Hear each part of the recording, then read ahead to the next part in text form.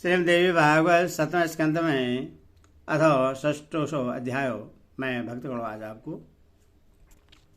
राजा हरिचंद्र का सुनसेव को स्तन में बांध कर यज्ञ आरंभ करना, यह कथा आपको कहूँगा। आप इसको ध्यानपूर्वक सुने और इस चैनल को लाए गए सब्सक्राइब जरूर करें। माँ भगवती आपकी कल्याण करेगी। कथा जरूर सुनिए। ब्यास जी बोले, हे राजन, वरुण देव के चले जाने पर राजा हरिश्चंद्र जलोदर रोग से अत्यंत पीड़ित हुए। एक पर एक महान कष्ट पाकर वे अति व्याकुल हो उठे। हे राजन, वन में स्थित राजकुमार रोहित ने अपने पिता के जलोदर रोग से पीड़ित होने की बात सुनकर सने में बधे होने के कारण अयोध्या लौट जाने का विचार किया। 1 वर्ष बीतने पर जब रोहित ने अपने पिता का आदरपूर्वक दर्शन करने के लिए अयोध्या जाने की इच्छा की, तब यह जानकर इंद्र उसके पास पहुंचे। शीघ्र ही ब्राह्मण का रूप धारण करके इंद्र ने अपने पिता के दर्शनार्थ जाने को उधर राजकुमार को युक्तिपूर्वक रोका। इंद्र बोले, हे राजपुत्र, आप अत्यंत दुष्कर राजनीति के विषय में नहीं जानते, इसीलिए मूर्खता को प्राप्त आपने अयोध्या जाने का व्यर्थ ही विचार किया है। हे महाभाग, आपके वहां जाने पर आपके पिता वेदों के पारगामी ब्राह्मणों के द्वारा कराए गए यज्ञ में प्रज्वलित अग्नि में आपकी आहुति दे देंगे। हे तात, अपना प्राण सभी जीवों को अवश्य ही अत्यंत प्रिय होता है। उसी की रक्षा के लिए पुत्र, स्त्री और धन आदि प्रिय लगते हैं। अपने शरीर की रक्षा के निमित्त आप जैसे प्रिय पुत्र का अग्नि में हवन करवाकर वे रोग से मुक्त हो जाएंगे। अतः हे राजपुत्र, इस समय आपको पिता के घर नहीं जाना चाहिए। पिता के मर जाने पर ही राज्य करने के लिए आप वहां जाएं। हे राजेश्वर, का इंद्र के मना कर देने पर राजकुमार रोहित उस वन में 1 वर्ष तक रुके रह गए। इसके बाद राजकुमार ने जब सुना कि मेरे पिता अब बहुत दुखी हैं, तब उसने मर जाने का निश्चय करके उनके पास जाने का दृढ़ विचार कर लिया। तब इंद्र ने पुनः ब्राह्मण का रूप धारण करके वहां आकर राजकुमार को अपनी तर्क संगत बातों से बार बार समझाकर उससे अयोध्या जाने से रोक दिया। इधर कष्ट से अत्यधिक पीड़ित राजा हरिश्चंद्र ने अपने पुरोहित वशिष्ठ जी से इस रोग के नाश का निश्चित उपाय पूछा। इस पर ब्रह्मपुत्र वशिष्ठ ने कहा, हे निर्वशेष, अब आप धन के द्वारा खरीदे गए पुत्र से यज्ञ कीजिए, इससे आप सांप से मुक्त हो जाएंगे। हे निर्वशिष्ठ, वेद पारगामी ब्राह्मणों ने 10 प्रकार के पुत्र बतलाए हैं, अथवा आप अपने द्रव्य से कृत एक बालक को ले आकर उससे अपना पुत्र बना लीजिए। इससे वरुण देव भी प्रसन्न होकर आपके लिए सुखकारी हो जाएंगे। आपके राज्य का कोई न कोई दिश धन के लोभ से अपना पुत्र बेच भी देगा। महात्मा वशिष्ठ की बात से परम प्रसन्नता को प्राप्त राजा हरिश्चंद्र ने वैसा बालक ढूंढने के उद्देश्य से अपने प्रधान अमित्य को भेज दिया। राजा हरिश्चंद्र के राज्य में अजिगर्त नामक कोई ब्राह्मण रहता था। अति निर्धन उस ब्राह्मण के 3 पुत्र थे।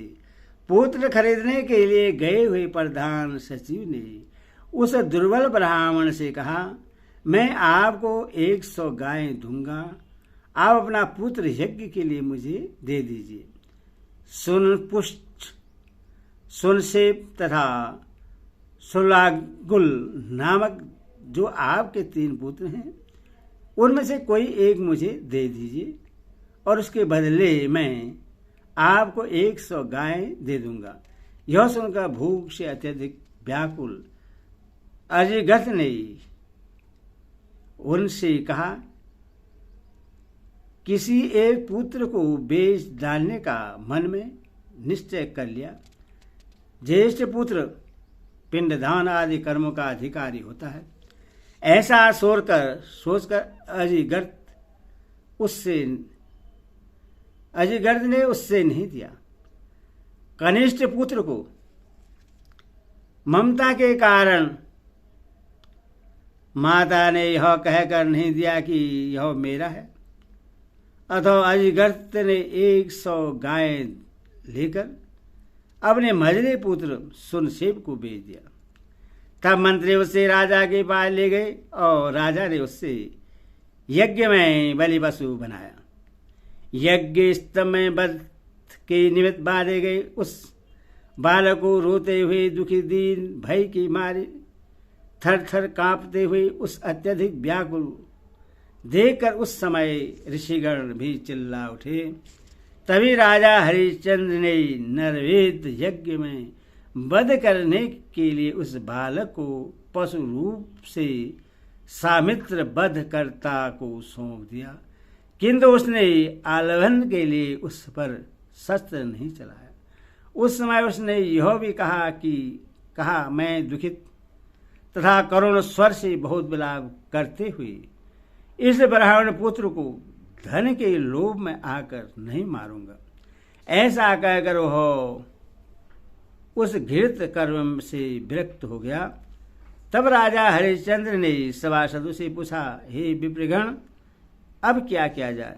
उसी समय सुनसेब के बड़े विचित्र ढंग से करुण कर्दन करने पर सभा में चीखती चिल्लाती जनता के बीच हाहाकार मच गया। तभी अजिगर्द उठकर उन नृपश्रेष्ठ से बोला, हे राजन, आप निश्चित रहें, मैं स्वयं आपका यह कार्य करूंगा। उस वधकर्ता को दिए जाने वाले धन से दोना धन मुझे दीजिए, तो मैं इस बलि पशु का वध अवश्य कर दूंगा। धन लोलुप होने के कारण मैं आज आपका यज्ञ कार्य निश्चित रूप से पूर्ण कर दूंगा। जो दुखी है अथवा धनी का लोभी है, उसके गुणों में भी दोष आ जाते हैं। व्यास जी बोले, हे राजन, अजिगर्द की यह बात सुनकर राजा हरिश्चंद्र बहुत प्रसन्न हुए और उससे बोले कि मैं अभी 100 श्रेष्ठ गाय आपको दूंगा। उनकी यह बात सुनकर अजिगर्द अपने पुत्र सुनसेब का वध करने हेतु तैयार हो गए। लोभ के कारण उद्विग्न चित्त वाले अजिगर्द ने सामेला बनने का पूर्ण निश्चय कर लिया। उससे हथियार उठाकर अपने पुत्र को मारने हेतु उधर देखकर वहां उपस्थित सभासदगण तथा सारी जनता दुख से ही विकल होकर चीखने चिल्लाने लगी तथा हाय हाय करते हुए कहने लगी कि ब्राह्मण के रूप में यह पिशाच महापापिता कुरुकर्म करने वाला है। यह अपने कुल को कलंकित करता हुआ स्वयं अपने ही पुत्र का वध करने के लिए उद्धत है। हे चंडाल, तुम्हें धिक्कार है, तुमने यह पाप कर्म करने की इच्छा क्यों की? पुत्र का वध करने के बाद धन प्राप्त करके तुम कौन सा सुख पा जाओगे? वेद में कहा है कि पुत्र रूप में अपनी आत्मा ही शरीर से जन्म लेती है। इसीलिए हे पाप बुद्धि, तुम अपनी ही आत्मा का वध किस लिए करना चाहते हो? यज्ञ स्थल में इस प्रकार का कोलाहल होने पर विश्वामित्र जी दयार्थ हो गए और राजा हरिश्चंद्र के पास जाकर उनसे कहने लगे। विश्वामित्र जी बोले, हे राजन, अत्यधिक दुखित होकर करुण कर्दन करते हुए इस सुनसेब को आप पास मुक्त कर दीजिए। ऐसा करने से एक तो यज्ञ पूरा होगा और आपका रोग भी दूर हो जाएगा। दया के समान कोई पुण्य नहीं है और हिंसा के समान कोई पाप नहीं है। यज्ञों में हिंसा करने का जो विधिवाद बना, उसका उद्देश्य जिहालोलुप के जिहा स्वाद की पूर्ति के माध्यम से उनमें यज्ञ करने की प्रवृत्ति बढ़ाना है, किंतु यथासंभव हिंसा से विरक्त रहना ही शास्त्र का आशय है। हे महाराज, सब प्रकार से अपना कल्याण चाहने वाले व्यक्ति को अपने शरीर की रक्षा के लिए दूसरे के शरीर को विनष्ट नहीं करना चाहिए। जो सभी प्राणियों के प्रति दया भाव रखता है, जो कुछ भी प्राप्त हो जाए उसी से संतोष करता और अपनी इंद्रियों को वश में रखता है, उसके ऊपर जगतपति भगवान विष्णु शीघ्र प्रसन्न हो जाते हैं। हे नृपश्रेष्ठ, सभी प्राणियों में आत्मभाव का चिंतन करना चाहिए। जिस प्रकार अपने को देह पीरी होती है, उसी प्रकार सभी जीवों को अपना शरीर पीरी होता है। आप इस संक्षेप दिश का वध करके शरीर को रोग मुक्त करके सुख प्राप्त करना चाहते हैं, तो यह बालक सुख के आश्रय स्वरूप अपने देह को क्यों नहीं बचाना चाहेगा। हे नृप, इसके साथ आपका पूर्व जन्म का कोई बैर नहीं है, जो कि आप इस निरपराध द्विज पुत्र का वध करने के इच्छुक हैं। जो व्यक्ति सदा अपनी कामना की पूर्ति के लिए बिना बैर भाव के ही किसी प्राणी का वध करता है, दूसरी योनि में जन्म लेकर वही जीव अपने सहर्ता का वध करता है। इस बालक का पिता अत्यंत दुष्टात्मा, दुर्बुद्धि तथा पापाचारी है, जिसने धन के लोभ में अपने ही पुत्र को आपके हाथों बेच डाला। लोगों को यह इच्छा रखनी चाहिए कि मेरे बहुत से पुत्र हों, जिसमें उनमें से कोई एक भी पुत्र गया तीर्थ जाए, अश्वमेध यज्ञ करे अथवा नील वृक्ष सब छोड़े। हे राजन, राज्य में तो कोई भी व्यक्ति पाप कर्म करता है तो उसके पाप का छठा अंश राजा को भोगना पड़ता है, इसमें कोई संदेह नहीं है। अतः राजा को चाहिए कि पाप कर्म करने के लिए उद्धत उस व्यक्ति को मना करे, जो फिर अपने पुत्र को भेजने के लिए तत्पर उस अजिगर्त को क्यों नहीं रोका। हे राजन, आप सूर्य वंश में उत्पन्न हुए हैं और महाराज त्रिशंकु के कल्याणकारी पुत्र हैं। आप आर्य होकर भी अनार्यों जैसा कर्म करना चाहते हैं।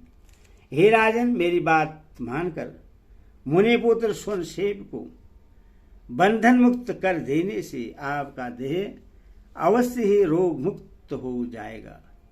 महर्षि वशिष्ठ के सांप के कारण आपके पिता चंडाल हो गए थे, तब मैंने उसी देह से उन्हें स्वर्गलोक पहुंचा दिया था। हे राजन, उसी उपकार को समझकर आप मेरी बात मान लीजिए और अत्यधिक विलाप करते हुए इस दीन तथा व्याकुल बालक को मुक्त कर दीजिए। हे राजन, आपके इस राजसी यज्ञ में आपसे मात्र इसकी प्राण रक्षा की याचना कर रहा है। क्या आप प्रार्थना भंग से होने वाले दोष के विषय में नहीं जानते? हे निर्वशिष्ठ, इस राशि यज्ञ में पार्थी को उसकी कामना के अनुकूल वस्तु दी जानी चाहिए। यदि आप ऐसा नहीं करेंगे तो आपको पाप ही लगेगा, इसमें संदेह नहीं है। ब्याज बोले, हे राजन, जन्मेजय विश्वामित्र की यह बात सुनकर राजाओं में श्रेष्ठ हरिश्चंद्र ने मुनिवर विश्वामित्र से कहा, गांधी पुत्र मुनि, मैं जलोदर रोग से बहुत पीड़ित हूँ, इसीलिए इस बालक को नहीं छोड़ सकता। हे कौशिक, इसके अतिरिक्त आप दूसरी वस्तु मांग लीजिए और मेरे इस कार्य में किसी तरह की बाधा मत उत्पन्न कीजिए। राजा हरिश्चंद्र की यह बात सुनकर तथा दुखित ब्राह्मण पुनः सुनसेव को देखकर मुनि विश्वामित्र अत्यधिक कुपित हो उठे। इति श्रीम देवी भागवत महापुराण षष्ठादश सहितानां सप्तमस्कन्धे यज्ञ पशु भूतस्य ब्राह्मणपुत्रस्य वध कारण विश्वामित्र निषेध वर्णाम षष्ठोऽध्याय हरि ओम।